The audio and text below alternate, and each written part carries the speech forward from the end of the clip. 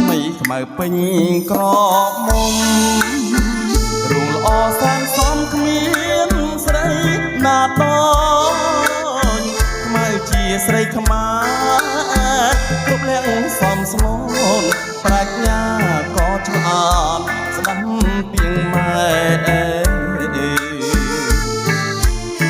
ថ្ងៃនេះបនចោ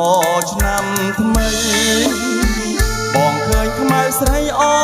នរៀបចំផ្ទះបងរៀនទេវតាដាក់ការថ្វាយព្រះដាំស្លដូនរាំងជូនម្ដាយទៅវត្តបងឃើញខ្មៅពូនភ្នំខ្សាច់រួចអូនដាំងបាតដងទាំងស្រងព្រះ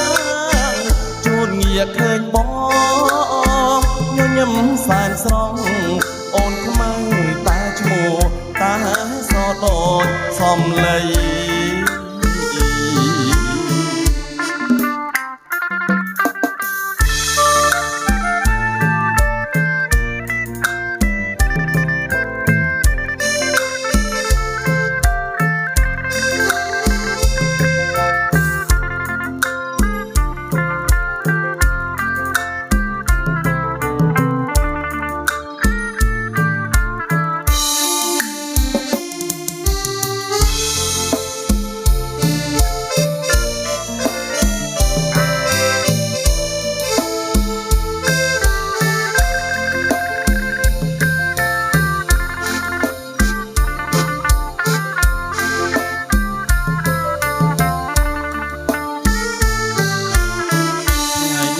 បនចូលឆ្នាំថ្មីបងឃើញខ្មៅស្រីអូនរៀបចំផ្ទះបងរៀនទេវតា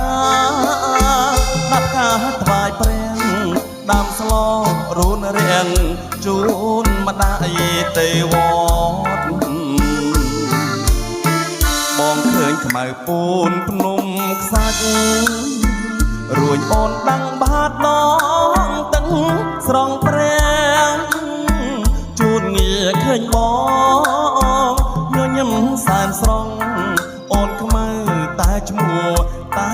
សដូចសំឡី